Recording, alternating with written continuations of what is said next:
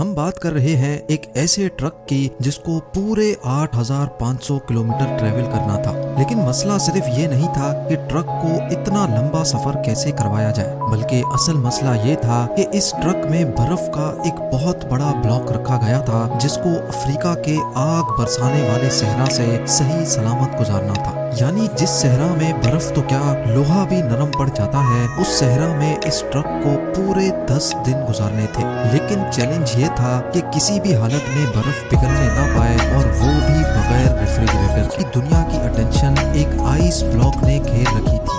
یہ ice block 3050 kg وزنی تھا، اور اس کو دنیا کے ایک کونے سے دوسرے کونے تک پہنچانا تھا، اور وہ بھی بغیر ریفریجریشن کے۔ میں یہ معاملہ شروع ہوا تھا 1 سال پہلے، یعنی 1958 میں۔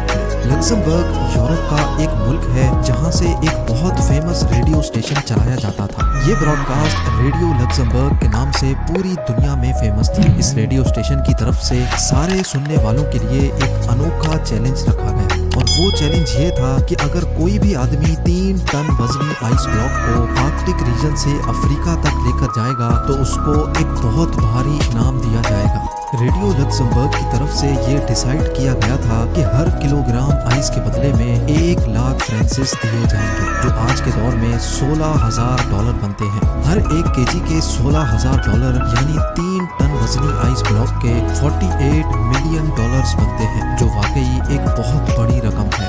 1000 کلومیٹر افریقہ کا وہ صحرا ہے جہاں ٹیمپریچر 50 ڈگری سینٹی گریڈ ہوتا ہے، یعنی برف جو فریزر سے نکلتے ہی منٹوں میں پگھل جاتی ہے، وہ بھلا اس ہفتوں لمبے سفر میں صحیح سلامت کیسے منزل تک پہنچ پائے گی۔ برگر ناٹویگ، جو کہ ناروے میں ایک انسولیشن کمپنی گلاس فورٹ کا مینیجنگ ڈائریکٹر تھا، اس کا ماننا تھا کہ اس کی کمپنی جو انسولیشن مٹیریل بناتی ہے اس کو استعمال کر کے یہ چیلنج آسانی سے پورا کیا جا سکتا ہے۔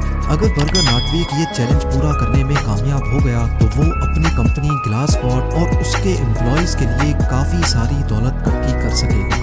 چیلنج کو پورا کرنے کے لیے ابھی تک جو بھی کوشش کی گئی تھی، وہ جب ریڈیو لکسمبرگ کو معلوم پڑی تو ان کو ایک بہت بڑی رقم کھونے کا ڈر لگنے لگا، اور ڈر کے مارے انہوں نے اپنی یہ آفر واپس لے لی۔ کیونکہ گلاس فورٹ کمپنی اور اس کے ڈائریکٹر کافی زیادہ فیمس ہو چکے تھے، اسی وجہ سے ریڈیو لکسمبرگ کی آفر ختم ہونے کے باوجود بھی ناٹویگ نے یہ چیلنج پورا کرنے کی ٹھان لی تھی۔ ان کا ماننا تھا کہ اگر ان کو پیسے نہ بھی ملے تب بھی وہ یہ چیلنج پورا کریں گے، کیونکہ اس کی وجہ سے ان کی کمپنی کی پبلسٹی میں اضافہ ہوگا۔ ان کی ٹیم میں ایک انجینئر، 4 ڈرائیورز، 1 ٹرک میکینک اور 2 کیمرہ مین بھی شامل تھے۔ انہوں نے 3 ٹن وزنی آئس بلاک کو گلیشیئر سے کاٹنے کا فیصلہ کیا، لیکن اتنا بڑا آئس بلاک ایک ہی ساتھ اٹھانا کافی مشکل تھا، اسی لیے 200 kg کے بلاکس کو کاٹ کر ہیلی کاپٹر کے ذریعے نیچے بھیجا گیا۔ 2 kg کے بلاکس کو گلیشیئر سے نیچے لا کر دوبارہ سے فریز کیا گیا، اور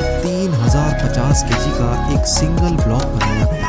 یہ بلاک ایک خاص کنٹینر میں ڈال کر ٹرک میں لوڈ کیا گیا، جس کی سائڈوں پر ایک خاص گلاس وول سے اس کی انسولیشن کی گئی۔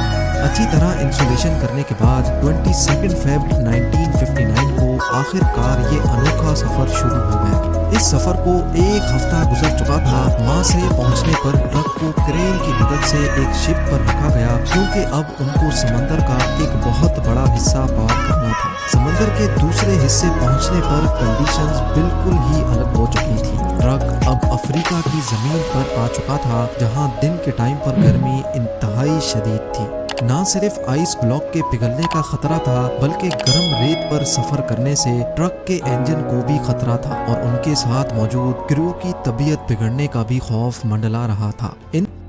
دنیا کے سب سے مہنگے آئس بلاک کو ٹرانسپورٹ کرنے کا یہ مشن اب ان کے گلے میں آ چکا تھا۔ ایک طرف فریڈم فائٹرز کا خوف تھا تو دوسری طرف گرمی نے کرو کی حالت بگاڑ کر رکھی تھی، اور سونے پہ سہاگا اس گرمی نے ٹرک کے اندر موجود آئس بلاک کو میلٹ کرنا شروع کر دیا تھا۔ اگر کرو یہاں پھنس گیا تو نہ ہی ان کا مشن پورا ہو سکے گا، اور نہ ہی ہزاروں میل دور سے نکالی گئی برف بچ سکے گی۔ صحرا سے گزرنے والے مسافروں کے جانوروں کو انہوں نے پگھلنے والی برف کا پانی بھی پلایا، جو کہ اصل میں دنیا کا سب سے مہنگا ترین پانی था। कई रातें उन्होंने रेत पर ही स्लीपिंग बैग बिछाकर गुजारी और आहिस्ता आहिस्ता मुश्किलात को फेस करते मंजिल की तरफ बढ़ते गए। 28 दिनों के सफर के बाद ट्रक, क्रू और बचा हुआ आइस ब्लॉक लिब्रेविल पहुंचने में कामयाब हो गया था।